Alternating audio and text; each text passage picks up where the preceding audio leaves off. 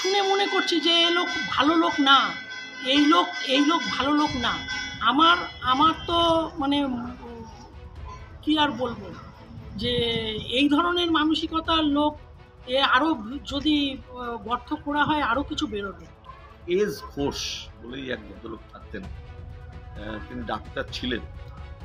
এখন আমি যখন আপনার থেকে খবর পেলাম তখন আমি আমাদের প্রতিবেশীদের সাথে কথা বললাম, বললো ইয়াস সে সন্দীপ। ছেলেপুলেদের সাথে কথা বললাম যে বলছি মিহির কাকু এ সাংঘাতিক ডাক্তার। আরজিকর কাণ্ডে চর্চায় প্রাক্তন অধ্যক্ষ সন্দীপ ঘোষের নাম, কিন্তু কেমন মানুষ ডাক্তার সন্দীপ ঘোষ? এই সময় ডিজিটালের ক্যামেরার সামনে উঠে এলো কিছু চমকপ্রদ তথ্য। স্থানীয় সূত্রে জানা যায় 2008-2009 সাল নাগাদ বারাসাতের এক বেসরকারি হাসপাতালে কর্মরত ছিলেন ডাক্তার সন্দীপ ঘোষ। সেই সময় বারাসাত রথতলা হৃদয়পুর সংলগ্ন মল্লিক বাগানে একটি বাড়ি কিনেছিলেন তিনি।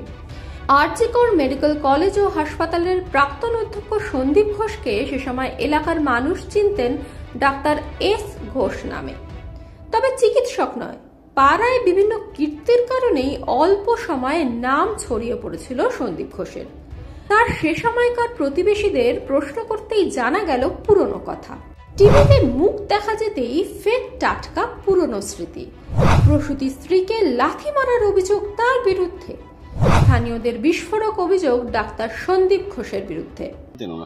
অ্যাকচুয়ালি সন্দীপ ঘোষ থাকতেন এটা মাথার মধ্যে নেই, তো ধরুন আজ থেকে 10 বছর 11 বছর আগে।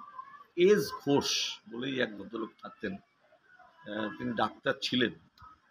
এখন আমি যখন আপনার থেকে খবর পেলাম তখন আমি আমাদের প্রতিবেশীদের সাথে কথা বললাম, বললো ইয়াস সে সন্দীপ ঘোষ।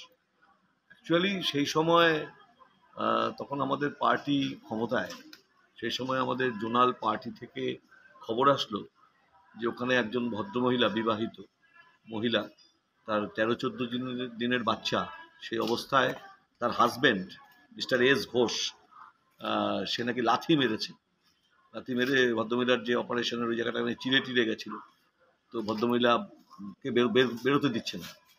তখন আমরা এসে পাড়ার ছেলেপুলে নিয়ে এসে ভদ্রমহিলাকে বার করলাম, এবং ভদ্রমহিলা কোনো কাপড় চোপড় নিতে পারেনি, শুধু নাইটি পরে বেরিয়ে এসছে। সন্দীপ ঘোষ সম্ভবত তিনিই সন্দীপ ঘোষ, এখন যা বুঝছি ডক্টর সন্দীপ ঘোষ। এবং তার যে মা আরও ভয়ানক, এমনকি ওই 14 দিনের বাচ্চাটার গায়ে কোনো কাপড় নেই, একটা ন্যাকড়াও নেই। কোনো রকম একটা ন্যাকড়া জোগাড় করে জড়িয়ে দিয়ে সে টোটো করে না অটো করে চলে গেল বাড়িতে। এবং তার পরবর্তীকালে সন্দীপ ঘোষ আর এখানে থাকে না, সে বাড়ি বিক্রি করে দিয়েছে, এখন অন্য লোক থাকেন। এখন এইসব হওয়াতে বুঝতে পারছি। তারপরে এটা কনফার্ম হওয়ার জন্য আমরা লোকাল যারা মেডিকেল রিপ্রেজেন্টেটিভ তাদের সাথে কথা বলি, তারা বলে ইয়াস সেই হচ্ছে doctor Sandip Ghosh, orthopaedic surgeon. এখন পাড়ার ছেলেপুলেদের সাথে কথা বললাম যে বলছি মিহির কাকু এ সাংঘাতিক ডাক্তার। একবার ডাক্তারখানায় গেলাম, ভিজিট দিলাম, ডাক্তার বললো এক্স রে করে আনুন। এবার এক্স রে নিয়ে যখন আবার আসছি আবার ভিজিট দিতে হবে, এইসব ব্যাপার স্যাপার আর কি। এবং ভালো লোক ছিলেন না। আরজিকর কাণ্ডের নাম জড়াতেই সন্দীপকে নিয়ে বিস্ফোরক অভিযোগ স্থানীয়দের। পুরনো পাড়ায় দুর্ব্যবহারের জন্য বিশেষভাবে পরিচিত ছিলেন বলে দাবি স্থানীয়দের। বর্ন ক্রিমিনাল, তার কারণ আমরা যবে থেকে আমরা শুনেছি এস ঘোষ নামেই পরিচিত। এখন ওই মুখ দেখে বুঝলাম যে ওই নাম দেখছি সন্দীপ ঘোষ, ঠিক আছে। এখন এর তো স্বভাব চরিত্র খুব একটা ভালো ছিল না। আমরা যেটা শুনি যে ও তৃতীয় বিয়ে করে এখানে যখন আসলো, তখন এই বউটা যখন বাচ্চা হয়ে বাড়ি আসলো, তারপরে তার সাথে অত্যাচার শুরু করলো।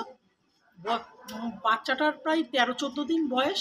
সেই সময় ওই মহিলা ডাক্তার, উনিও ডাক্তার, এনআরএসের সম্ভবত ডাক্তার, ওনার পেটে লাথি মারে এবং সেলাই ফেটে যায়।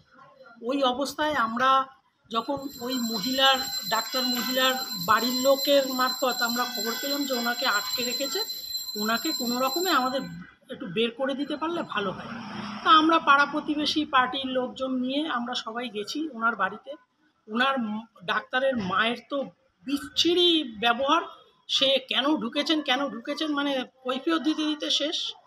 তারপরে আমরা ওই মহিলাকে কোনো রকমভাবে বের করলাম।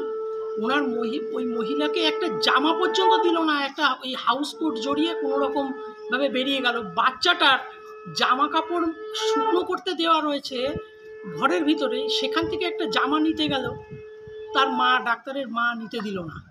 সেই বাচ্চাটাকে কোনো রকমে একটা ন্যাকড়া জড়িয়ে একটা অটোতে করে সেই মহিলা তার বাপের বাড়িতে চলে গেলেন। এই হলো ডাক্তারের কাহিনী।